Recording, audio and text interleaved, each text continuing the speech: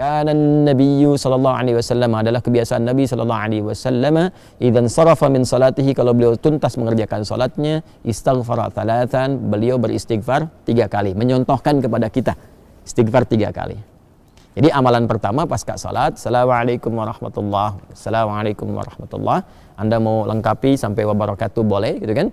Anda mau assalamualaikum sampai situ boleh. Jadi boleh singkat assalamualaikum, boleh. Kalau di madzhab Maliki itu biasanya yang salam pertama assalamualaikum, kemudian yang kedua assalamualaikum warahmatullahi, ya. Kalau Anda mau assalamualaikum warahmatullahi boleh, sampai wabarakatuh juga boleh, ya. Itu luas sekali babnya, sudah saya terangkan di bab fikih salat yang lalu. Lalu setelah itu apa amalannya? Sejenak, ya, kemudian langsung kita beristighfar kepada Allah 3 kali, ya, 3 kali. Yang paling singkat, yang paling pendek tadi dikonfirmasi di syarah, gitu kan, bagaimana bacaannya? Maka Nabi pernah menyontohkan yang paling singkatnya astagfirullah, astagfirullah, astagfirullah. Itu yang paling singkatnya. Jadi kalau kita selesai sholat, misalkan udah salam, kemudian kita istighfar astagfirullah, astagfirullah, astagfirullah. Kalau kita mau misalnya lengkapi juga, ya, dengan mau panjangkan misalnya boleh astagfirullahaladzim, astagfirullahaladzim, astagfirullahaladzim. Nanti ada terusannya tuh, alladzi la ilaha illa huwal hayyul qayyum wa atubu ilaih. Boleh, ya. Jadi kalau misalnya buru-buru, ya, harus segera berangkat dan sebagainya, silahkan. Mau sambil berdiri istighfar astagfirullah, astagfirullah, astagfirullah 3 kali. Ya. Baik, ini menarik, kenapa istighfar? Kenapa bukan langsung tasbih, subhanallah, ya kan? Tahmid, alhamdulillah, Allahu akbar. Kenapa istighfar dimulai? Masih ingat teman-teman? Ya, kalau kita sambungkan ke awal tadi, idealnya dan seharusnya saat sholat itu kan terhubung dengan Allah, kan? Saat sholat itu harusnya khusyuk, kan? Terhubung dengan Allah, nyambung kita. Tapi ada bagian-bagian dalam sholat yang kadang-kadang nggak terhubung dengan Allah. Bahkan dimulai dari takbir pun kadang-kadang sudah nggak nyambung, ya, tahu-tahu udah waladolin, gitu kan. Padahal tadinya baru takbir tuh, ya, tahu-tahu baru sadar udah waladolin, kan, amin tuh, ya. Nah, itu sesuatu yang kurang dan akan dilengkapi. Maka ketika akan melengkapi, adab pertama kita minta ampun dulu sama Allah. Seakan-akan kita mengatakan begini, ya Allah, ampuni hamba yang seharusnya tadi dalam sholat, ya, hamba bisa maksimal terhubung denganmu, tapi ada bagian-bagian tertentu yang kurang maksimal. Maka sebagai adab kita istighfar. Astagfirullah, ya Allah saya minta ampun, ya Allah saya minta ampun. Ini kaitan dengan sholatnya. Ya, ini kaitan dengan sholatnya. Ini bagian yang pertama. Baik. Yang kedua, ada kaitan juga nanti dengan pembuka kedoa. Pembuka kedoa. Karena doa ini doa yang terbaik itu salah satunya, ya. Salah satunya adalah doa yang dimulai dengan istighfar.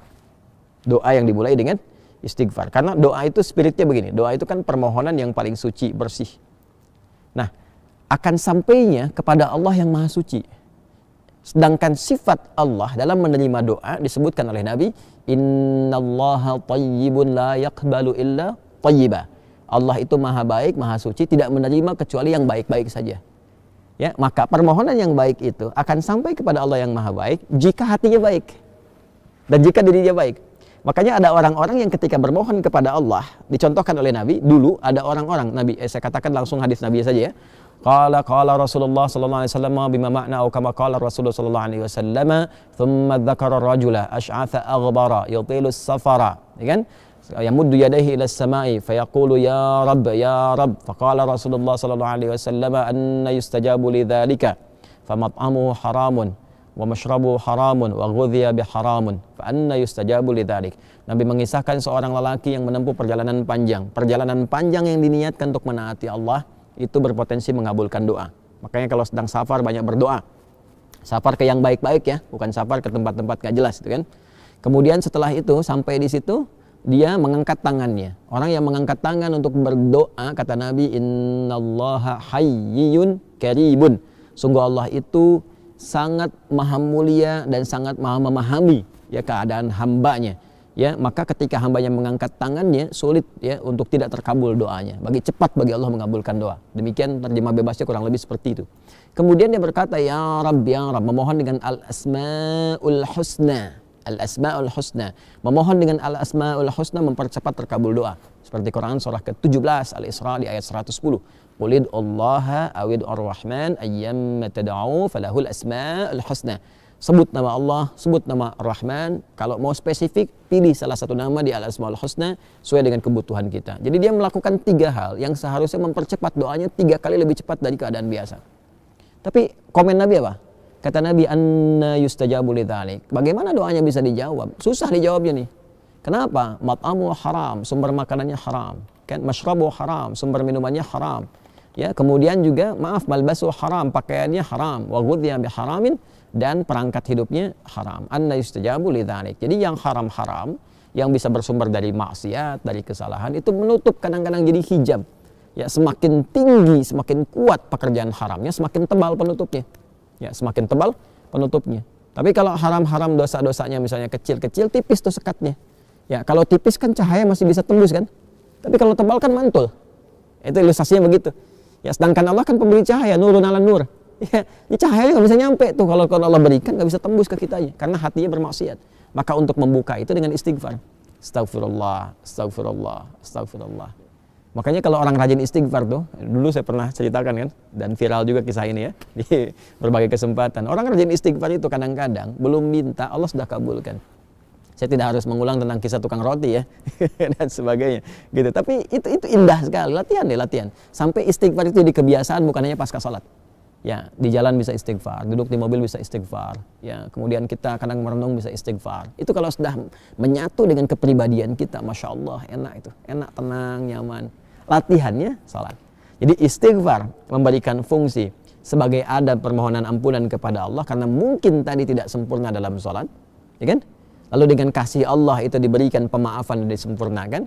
Lalu yang kedua, pembuka untuk menyampaikan permohonan dalam doa kepada Allah yang barangkali karena kondisi tidak terkoneksi tadi, ya belum mampu, ya kita menyampaikannya sehingga tidak terjawab dengan maksimal, ya kan? Ya, karena itulah setelah sholat kita beristighfar, pembuka itu dicerahkan dulu hatinya, ditenangkan, lalu memohon. Makanya orang kalau udah istighfar, mintanya itu, apalagi kalau air matanya mengalir, doanya lebih khusyuk dipanjatkan dibandingkan dengan langsung berdoa begitu saja. Gak percaya silahkan Anda cek tuh. Ya, ingat dosanya apa, ininya apa, ngalir air mata, minta itu seketika tuh cepat sentuhannya ke jiwa. Nah, karena itu nanti bab doanya terletaknya itu setelah itu.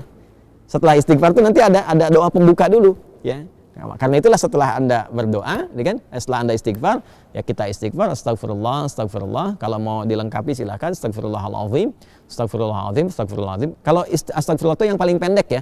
Memahaminya jangan begini. Nabi kan katakannya astagfirullah, jadi harus begitu, tidak.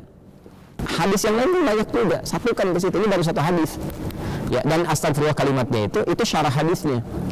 Syarah hadis ketika dikonfirmasi, hadis pokoknya mengatakan istighfar thalatsan, beristighfar 3 kali. Nggak disebutkan bagaimana caranya. Kalau kita ngaji hadis kita temukan ada 3 nih, versi yang pendek, versi menengah, versi yang panjang. Ya, memahaminya bagaimana? Kalau sedang buru-buru ya, kalau mau singkat astagfirullah, astagfirullah, astagfirullah. Kalau sedang agak santai astagfirullahaladzim, astagfirullahaladzim. Kalau mau lebih panjang lagi, lebih santai lagi, astagfirullahaladzim. Alladzi la ilaha illa huwal hayyul qayyum wa natubu ilaih, gitu kan? Astagfirullahaladzim alladzi la ilaha illa huwal hayyul qayyum wa atubu ilaih. Atubu untuk pribadi, natubu untuk banyakan. Ya kan? Jelas ya? Jadi itu yang bisa kita katakan. Tapi 3 kali ini maksudnya sampai merasakan ke jiwa, bukan cuma di lisan. Ya, lihat, zikir itu sampai ingat, bukan sampai keluar.